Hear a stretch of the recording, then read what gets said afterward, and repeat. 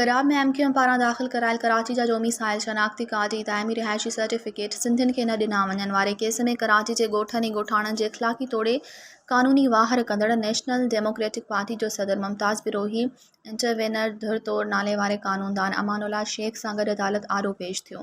Sindh vision वारनि जो वकील बि धरती धड़नि जे साथी तौर पेश थियो, जॾहिं त MQM जो MP ख़्वाजा ज़हारुल हसन वज़ीर आज़म इमरान ख़ान ख़िलाफ़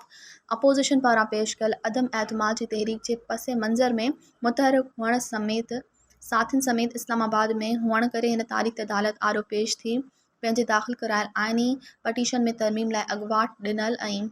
ॿुधणी लाइ मुक़ररु थियल हिकु दरख़्वास्त ते दलील ॾियणु न पहुची सघियो। वाज़ रहे त 14 फरवरी 2022 वारी तारीख़ ते हिन अदालत आरो पेश थियण खां अॻियुनि तारीख़ुनि 27 अक्टूबर ऐं 16 डिसंबर 2021 ते बि साॻी बेंच आॾो ॿुधणी वक़्तु ख़्वाजा ज़हारुल हसन वारी धुर मंझां को पटीशन पेश न थियो हुयो। बेंच पारां ॿुधणी जे ईंदड़ तारीख़ 19 अप्रैल 2022 रखी वई आहे। मज़ीद ख़बरनि ऐं तफ़सीलात लाइ विज़िट कयो असांजी वेबसाइट www.awamiNewsHD.com ऐं ॾिसंदा रहो अवामी न्यूज़ HD।